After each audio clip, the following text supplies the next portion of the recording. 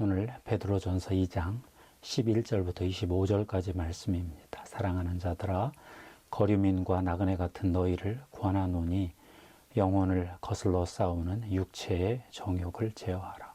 너희가 이방인 중에서 행실을 선하게 가져 너희를 악행한다고 비방하는 자들로 하여금 너희 선한 일을 보고 오시는 날에 하나님께 영광을 돌리게 하려 함이라.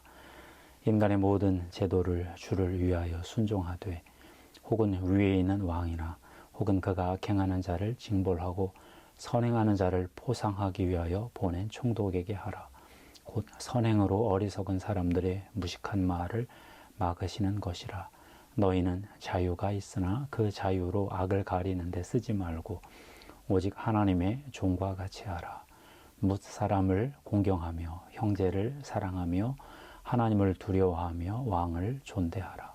사환들아, 범사에 두려워함으로 주인들에게 순종하되 선하고 관용하는 자들에게만 아니라 또한 까다로운 자들에게도 그리하라. 부당하게 고난을 받아도 하나님을 생각함으로 슬픔을 참으면 이는 아름다우나 죄가 있어 매를 맞고 참으면 무슨 칭찬이 있으리요.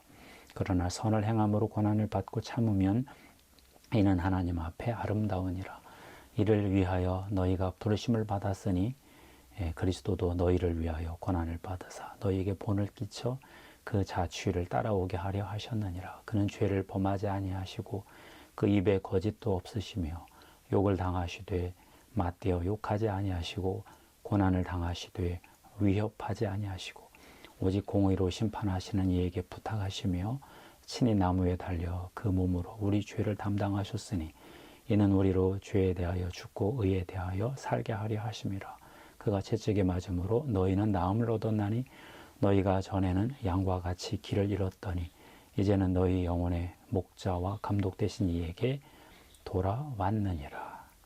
아멘. 최근 코로나 이후에 한국 교회가 곤혹스러워하고 있습니다.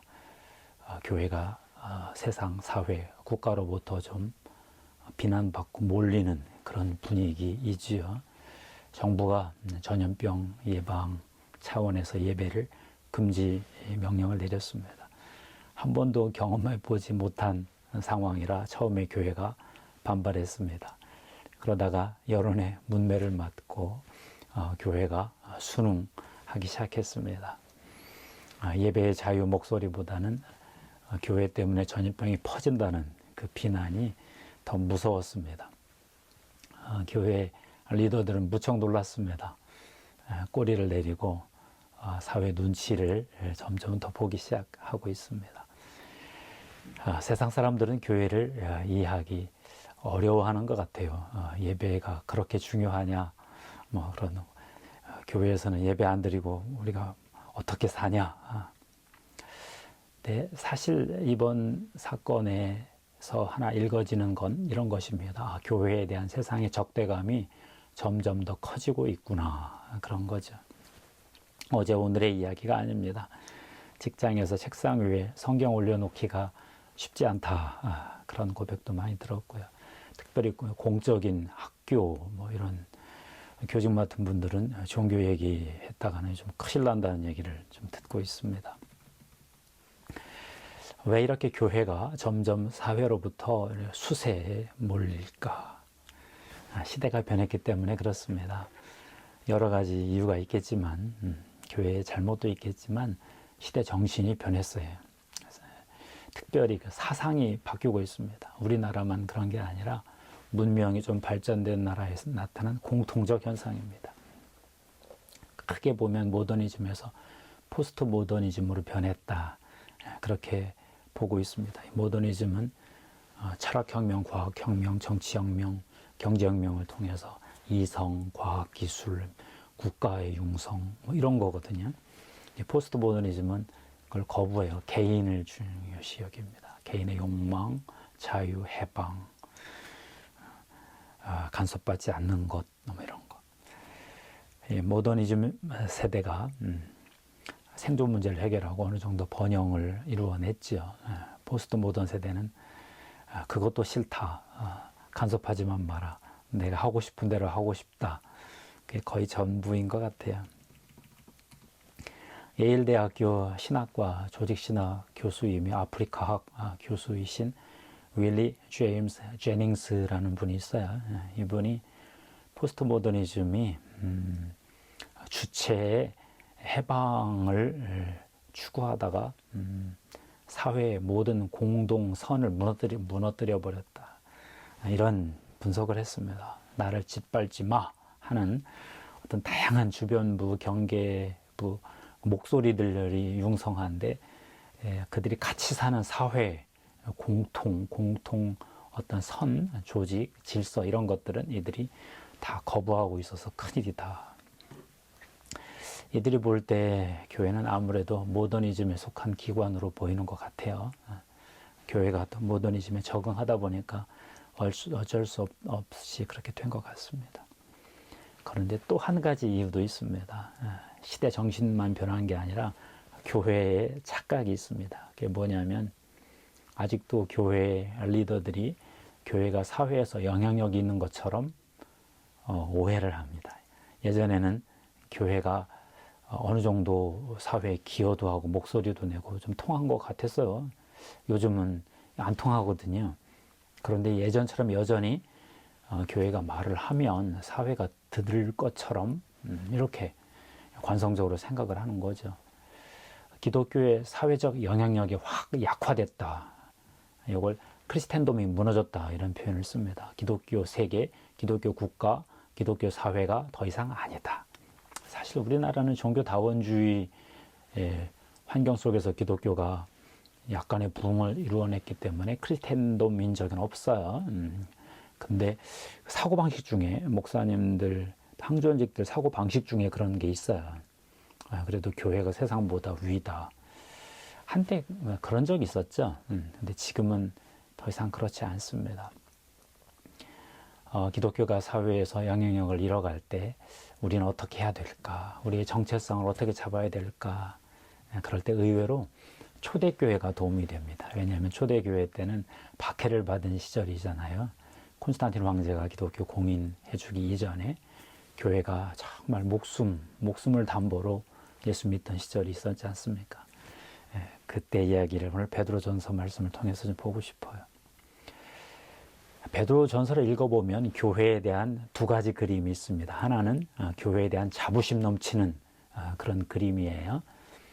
너희는 택하신 족속이요 왕 같은 제사장들이요 거룩한 나라요 그의 소유가 된 백성이니. 이게 베드로전서 2장 9절 말씀이죠. 굉장히 화려하고 막 자신감 넘치고 그렇습니다.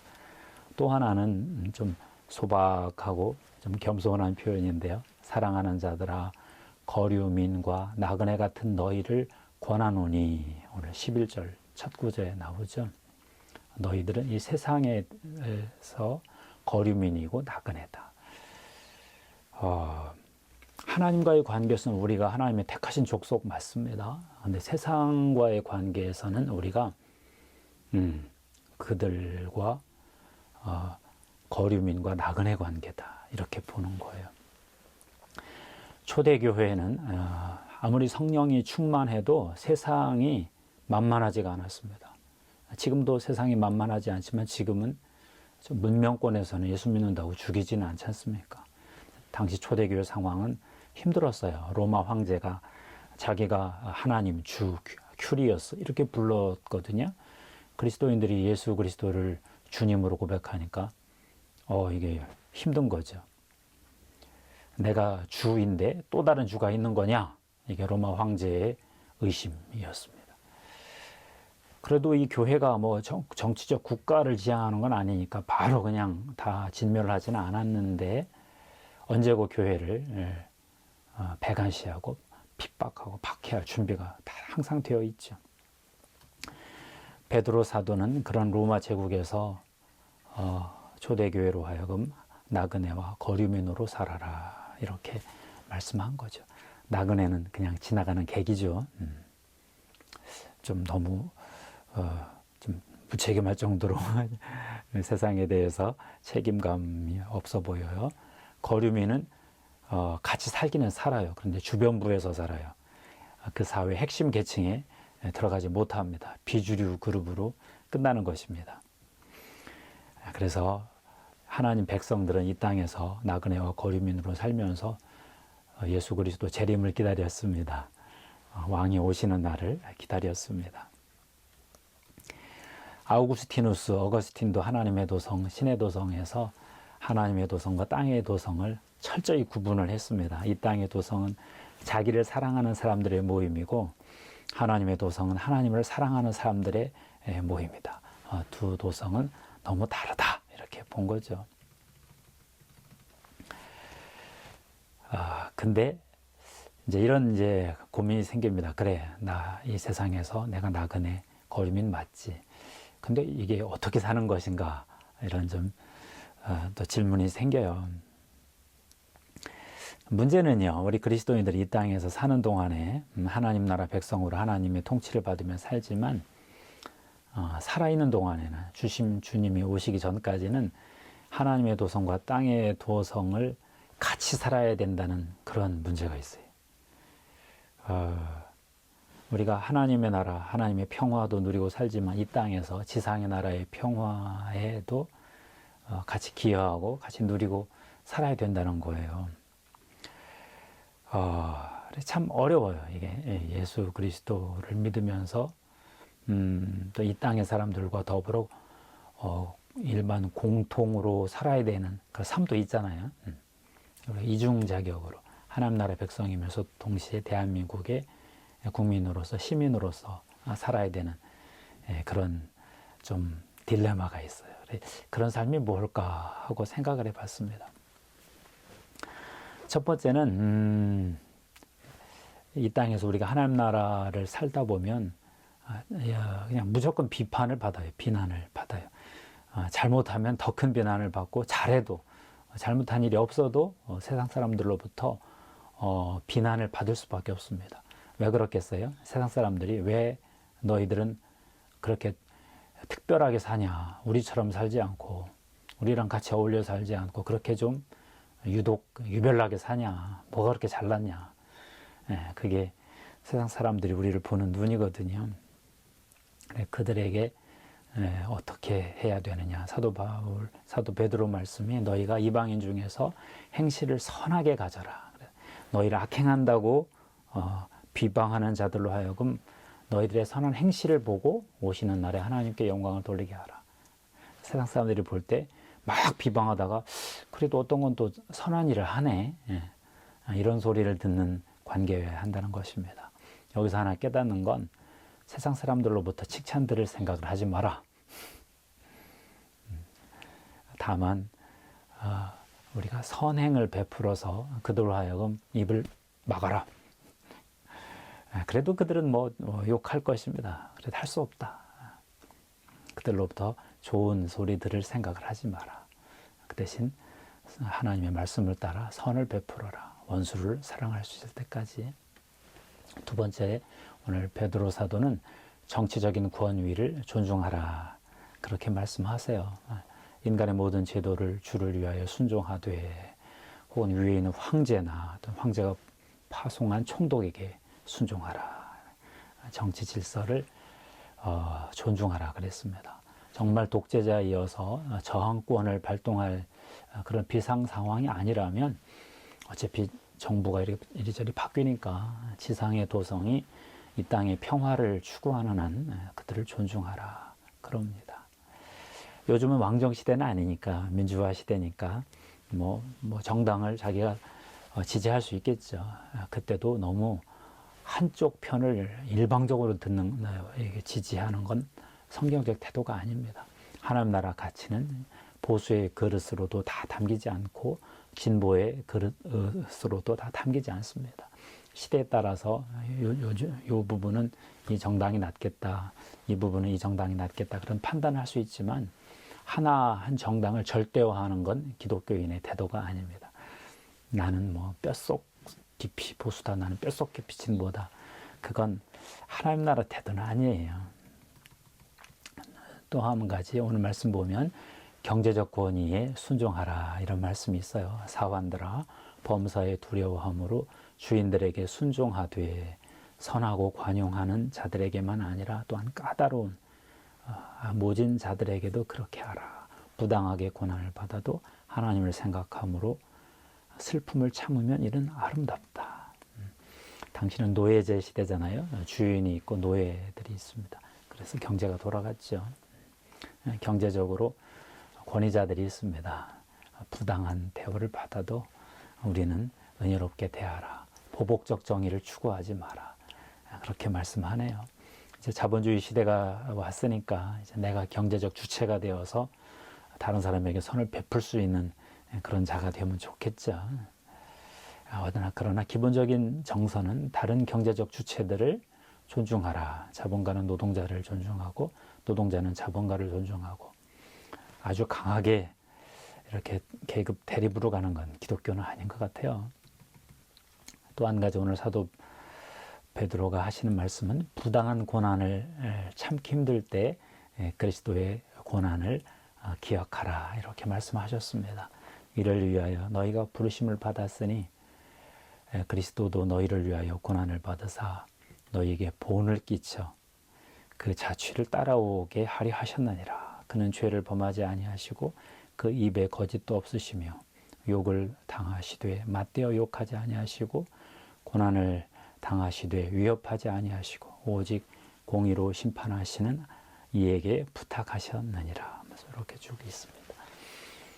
예수 그리스도의 고난을 기억합시다. 우리가 이 땅에 살면서 우리가 정의롭게 공정하게 대우 못 받을 가능성이 많지요.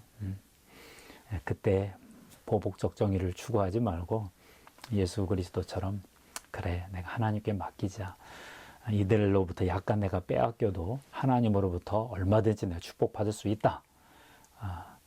경제의 최종적인 재정의 흐름을 좌우하시는 분은 하나님이시다. 이걸 믿고 하나님 앞에서 부당한 대우에도 넉넉하게 대할 수 있는 그런 태도였으면 이게 딱 하나님 나라 백성의 모습이다. 그렇게 말씀을 한 거죠. 사랑하는 성도 여러분, 이제 우리 미래 사회에서 기독교 문명, 기독교 국가 이런 얘기하기는 어렵습니다. 그때 우리가 마치 기독교 세계가 서구에서 일시적으로 잠깐 있다가 저기 비정상적이었던 거지.